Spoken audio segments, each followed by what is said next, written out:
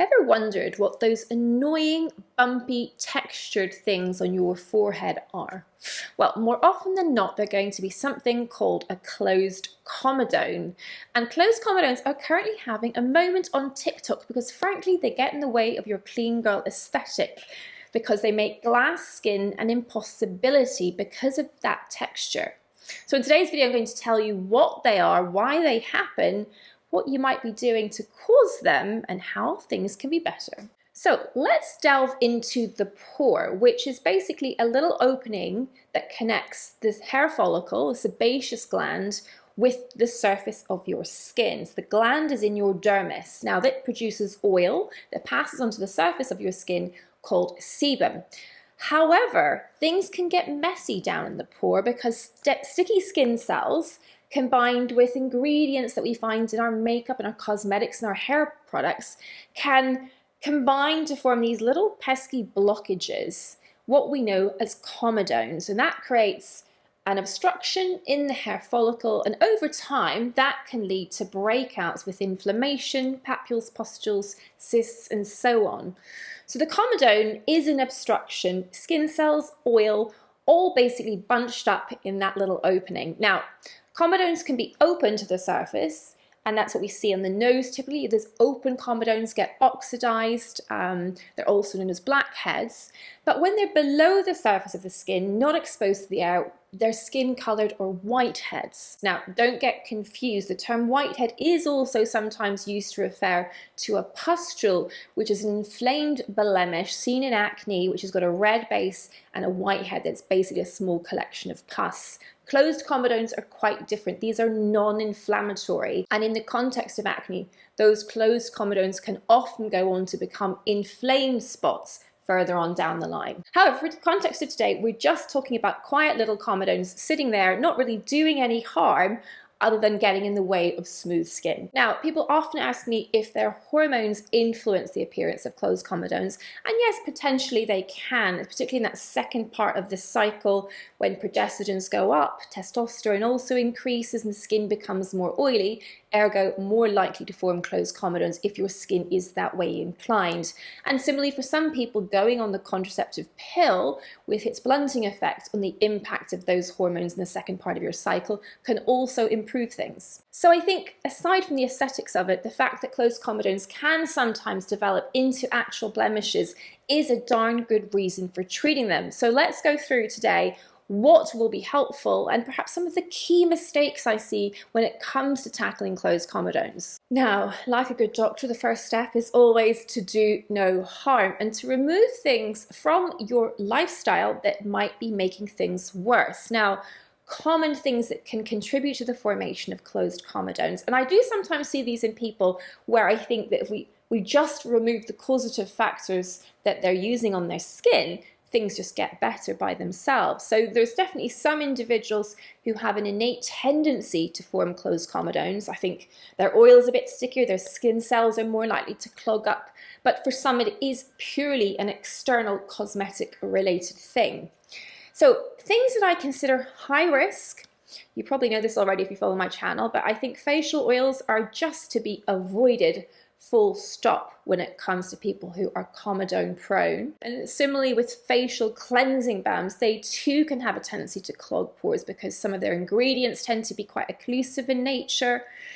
And I really think you should look at how you're styling your hair. If your hairstyle tends to fall on your face and you're getting congestion over your fringe area, it's possible / probable that something in your hair care is part of the problem. So hair back, and then let's think about addressing it from a sort of root cause perspective. Similarly, a helmet strap, if you're a cyclist, can be a cause of closed comedones. Something about the nature of friction and occlusion can tend to lead to congestion as well. Perhaps the single biggest mistake I see is people not editing their makeup.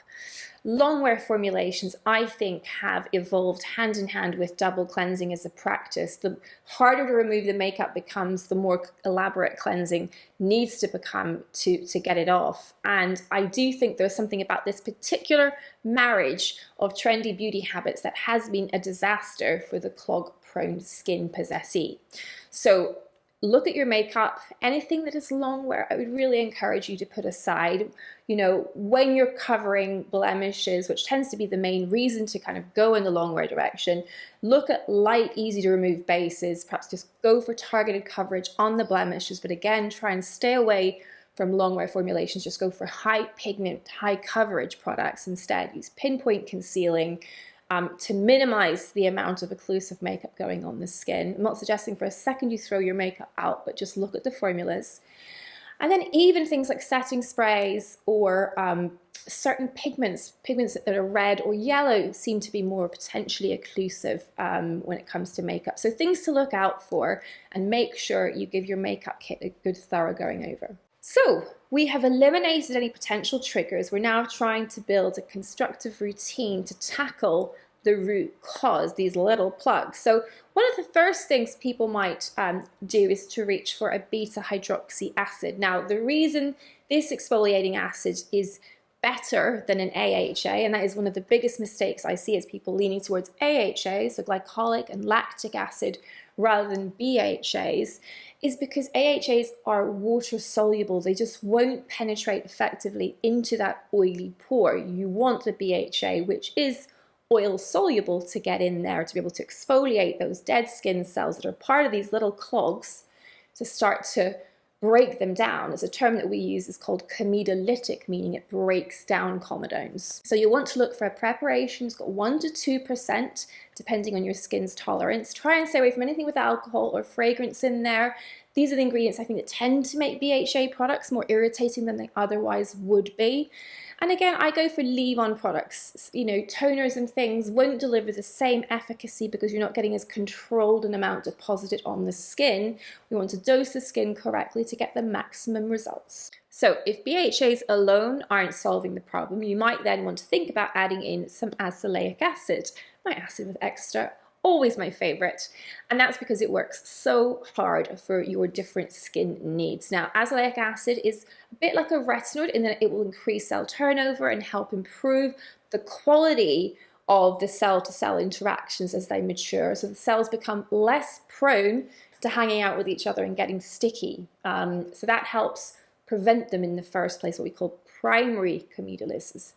And it also helps tackle the other aspects that you might be seeing downstream where those comedones turn into blemishes. So they help because they're antibacterial, they reduce redness and anti-inflammatory, and they help with the post-blemish mark. So what's not to like? They're also super safe, fine for pregnancy and for breastfeeding. So the question is, why isn't azelaic acid in your routine? Now, as an alternative, if you are tending to get closed comedones more in the context of inflammatory breakouts, you might want to think about using benzoyl peroxide instead. It is helpful both in terms of breaking those closed comedones down, but also as a powerful antibacterial and helping calm any actual inflamed blemishes. So all of these ingredients mentioned thus far, I would think about then combining at nighttime with a retinoid. All of those that I've mentioned so far, BHAs, azelaic, benzoyl peroxide, happy to use those in the morning routine. You can certainly combine BHAs and azelaic acid together. Both of those are in neutralizing gel, also in Paula's Choice azelaic acid booster, or think about benzoyl peroxide at something like 2.5 to 5%. You rarely need to go higher.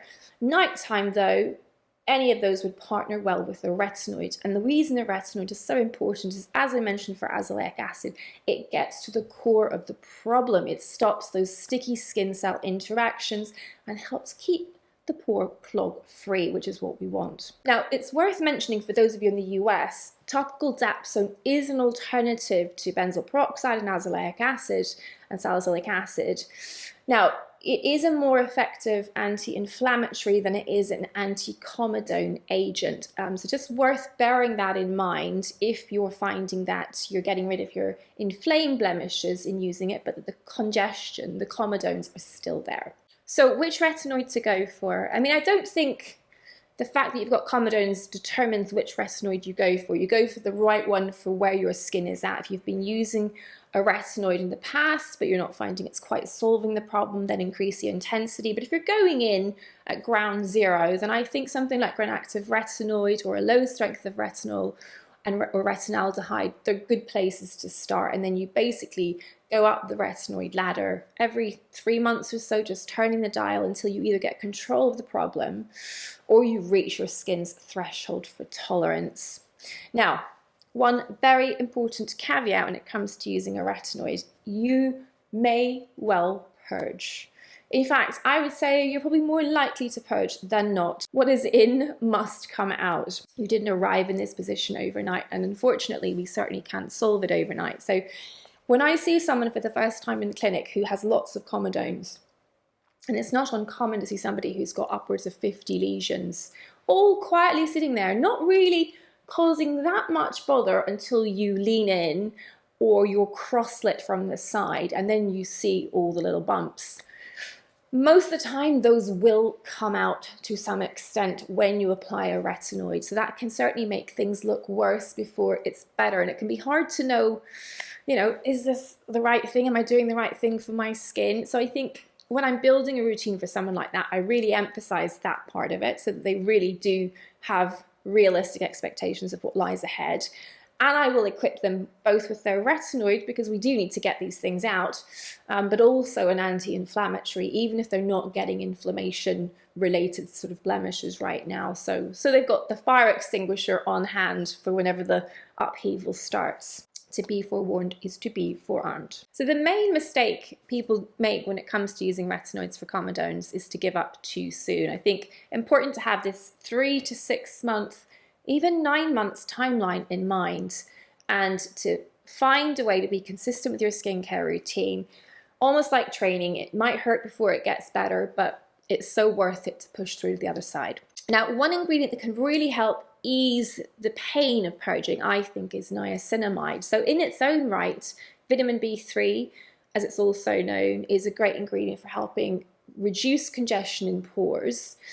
But it's also an anti-inflammatory and it boosts barrier function. So it can really help mitigate for some of the problems that we see with starting other more potent actives that tend to cause more irritation, in particular retinoids, where I think that the increase in ceramides that niacinamide facilitates really helps us manage our barrier that little bit better. And I'll often pre-treat with niacinamide to reduce the pain of starting a retinoid in those with very sensitive skin. It also helps with redness and any sort of post-blemish marks as well. So that's a great one to include in your routine. And it's so well tolerated and so easy to formulate with. You can find it in moisturizers and sunscreens as well. So it doesn't have to be a standalone product taking up precious space in your skincare routine. Now, one final thought, and you might not like me for this, is it might be worth pressing pause on your vitamin C.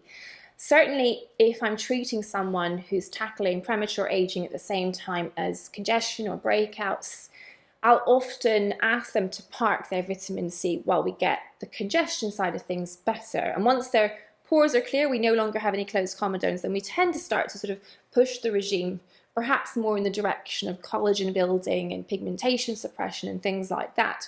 And vitamin C often becomes part of that kind of treatment toolkit. If, however, they start to break out again or start to get congested again, I will ask them to press pause on vitamin C, because in some individuals it just seems to cause bother in the pore. And I certainly see that more with the L-ascorbic acid form than with the esters. But it's just something to bear in mind if you're struggling with comedones and texture, but you're very tightly wedded to your vitamin C. Just try stopping it for 3 months and see what happens. So closed comedones are one of the more tedious bugbears, I would say, when it comes to the aesthetic side of dermatology. But with persistence and with the right plan and adjustment in things that you're doing to your skin, it is very soluble. And yeah, I think it's very satisfying to treat, actually, because it frustrates people. They get into this whole thing of what products can I use, can't I use, and just kind of, doing an intervention, stopping anything provocative, making the basic routine super simple and very low risk for any kind of comedogenicity, and then building an actives-based plan with the ingredients I've mentioned, which have so many great benefits from the skin aside from their corrective ones. Yeah, I find that very enjoyable to do as a clinician, and hopefully those tips and suggestions, the things you can address, will be helpful for you too. Let me know, and bye for now.